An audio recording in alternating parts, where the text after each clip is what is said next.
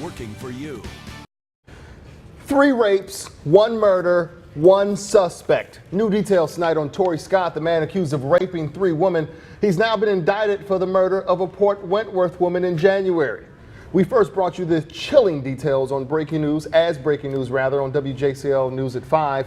Now we're digging deeper into the string of violence Scott has been accused of. Thanks for joining us tonight. I'm Kevin Holmes. And I'm Jennifer Andrews. WJCL's Ashley Lincoln has been coming through today's indictment and went back to that Port Wentworth neighborhood where the murder happened today. She is here now with some surprising new details. Yeah, Kevin and Jennifer, we took a photo of Torrey Scott to that neighborhood and found out Scott lived just 2 doors down from the home where the murder happened. Well, people say they often saw Scott and they are in disbelief about his possible involvement in all of this. A monster living just 2 doors down is how Port Wentworth residents in this quiet community are describing Torrey Scott. To have someone literally directly across the street from you with that type of evil is horrendous. Residents are reacting hours after a Chatham County grand jury indicted Scott for murdering 33-year-old Lisa Penn in this home back in January. It's very frightening. But the violent rampage Scott is accused of neither starts nor ends here. On December 5th, 2013, Scott allegedly kidnapped, raped, and robbed 2 Savannah State students. He allegedly forced a female student into her on-campus apartment, then assaulted her and her roommate with a deadly weapon. The indictment goes on painting a picture of torture with allegations of rape and sodomy of both women.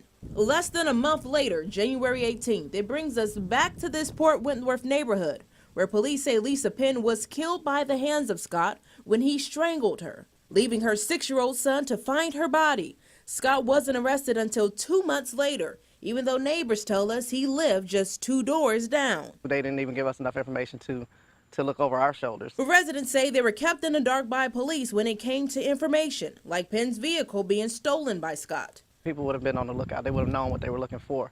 Even just living across the street from the murder, we had no idea what we were looking for anyway. Then just 3 weeks later, February 9th, Scott allegedly forced a pregnant woman into her car at gunpoint in a Candler Hospital parking garage before taking her to another location and raping her. I hope he gets what he deserves. I'm confident that he'll get what he deserves. Scott was arrested March 14th and charged with the rape of the woman from Candler. The additional charges for the Savannah State rapes and the Port Wentworth murder followed. Now residents say Scott will have his day in court, and they're just happy he's off the streets.